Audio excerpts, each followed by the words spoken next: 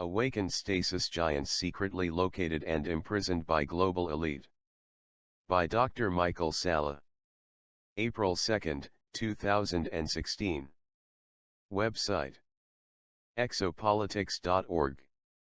Giants that have been in hibernation in stasis chambers for thousands of years are awakening, and are being sought out by elite military forces, according to several independent sources.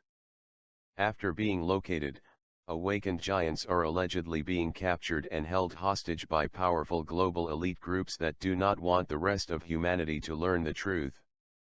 Secret space program whistleblower, Corey Goode, was among the first to publicly disclose the existence of stasis chambers that were holding perfectly preserved giants for thousands of years. In an August 4, 2015 interview on the popular show, Cosmic Disclosure, Goode discussed how he had accessed information on smart glass pads during his covert service about these sleeping giants and the technology of the stasis chambers that were preserving them.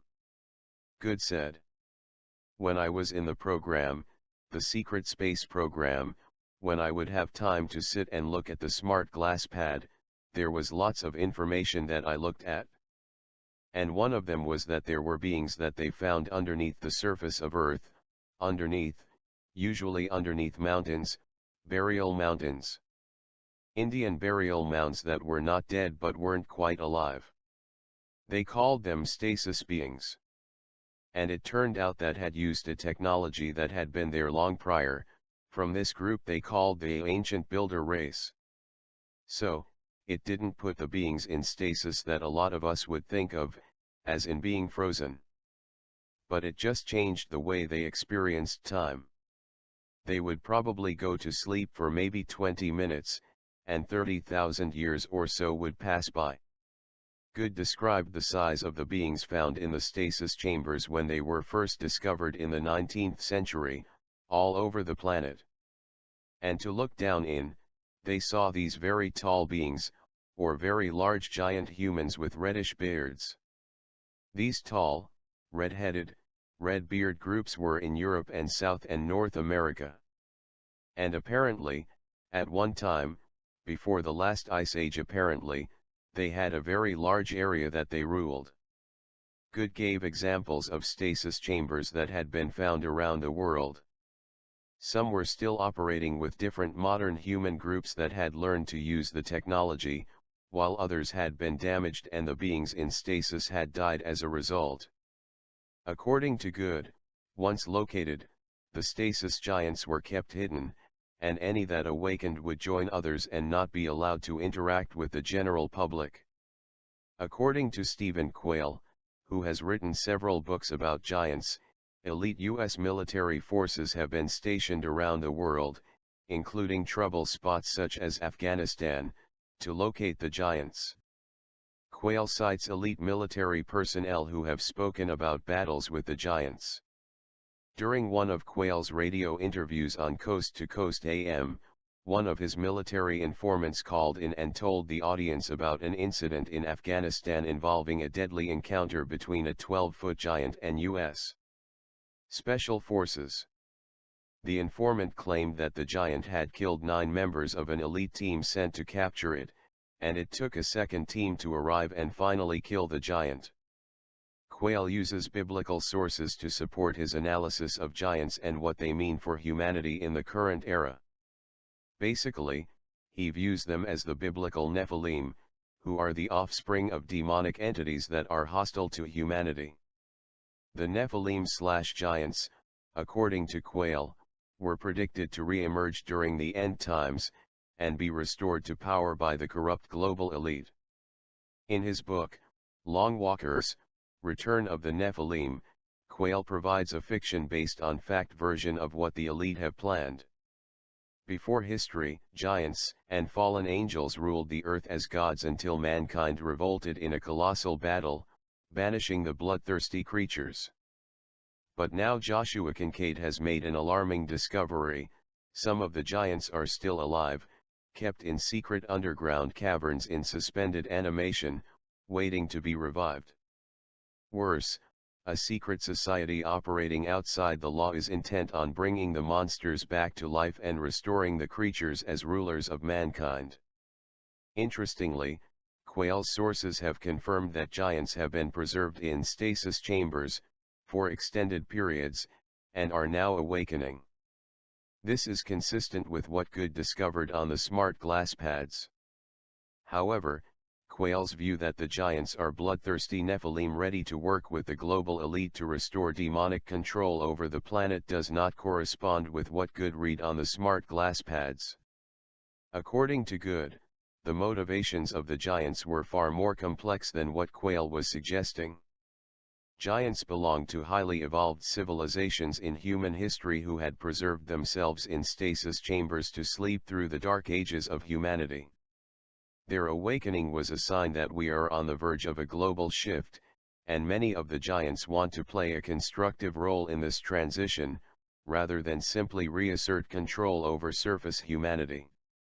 Another independent source has come forward to discuss the motivations of stasis giants, and how they are being found and treated by covert special forces personnel. Cobra, a pseudonym, claims to be both an extraterrestrial contactee and an operative for a global resistance movement that dates back to 1975, when it was first established in the underground tunnels of New York City. While there is controversy over Cobra's identity and activities, he has released much information that is very accurate in terms of my own independent research into secret space programs and visitation by extraterrestrial life. His information, therefore, deserves careful consideration. I will consequently leave an examination of the controversy surrounding Cobra and what this means given the accuracy of his claims, for a later article. In a March 21 interview, Cobra spoke about stasis giants and provides an additional source of information about their activities. In the interview, he responded to a series of questions concerning stasis giants. Richard, thank you. There are many reports of dormant giants being discovered and awakening in caverns around the world. Are these claims accurate? Cobra, yes, some of those claims are accurate. Those giants are put into stasis in special chambers which are triggered by a certain vibrational frequency. I would say certain intensity form of subatomic particles and energies from the galactic center, which is the Earth. Those chambers get triggered and those beings are then awakened from hibernation, and many such cases have been taking place lately around the world. Militaries of most countries, or shall we say of the major countries, have been suppressing that from the mass population. And whenever that happens, the military went there and just suppressed the whole thing. And yes, it was happening quite much lately. Richard, that's amazing. Are they a positive nature, these giants? Cobra, most of them yes, but some of them no. Cobra's information about the motivation of the giants is very significant, since clearly such beings are physically very powerful, and also hold much information about past civilizations. Cobra's information is consistent with what Goode discovered on the smart glass pads, and contrasts with Quayle's analysis. Quayle, though, still raises important points, as the following portion of Cobra's interview suggests. Richard, why are they waking up now? Because of the galactic central sun's activity.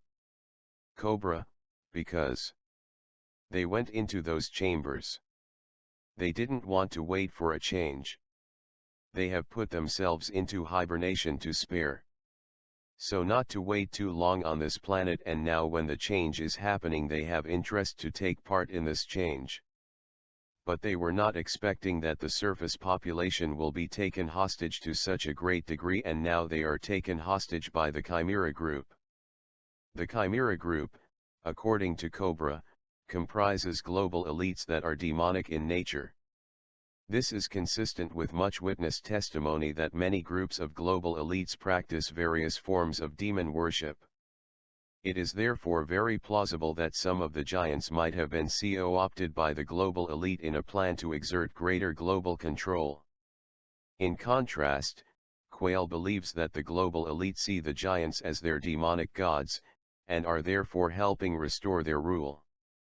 Quayle's analysis is therefore only partially correct. The giants are not per se associated with demonic forces, but are being sought by elite groups that are indeed associated with such forces, since the giants, at least those positively inclined, can play a constructive role with the global awakening of humanity. This is what Goode has claimed he learned from smart glass pads, and also what Cobra was told by his sources in his recent interview. Richard, what was their actual function? What is these beings? What is the function to wake up in this time period to do within this time of the planetary liberation process? Cobra, they wanted to participate in the shift. They have various agendas. Some of them were quite positive and some of them not so positive. but they were not expecting that the amount of control and suppression on this planet would go that far. All of them were captured and are now actually hostages in the various militarily bases around the world. If accurate, then Cobra's information helps corroborate the earlier claims of Goode regarding the awakening of stasis giants, and their potential impact on the rest of humanity in a positive manner during an evolutionary change. In this regard, Goode said, "This huge vibratory change in our solar system. This change supposedly we're changing from graduating from one density to another. We're in transition.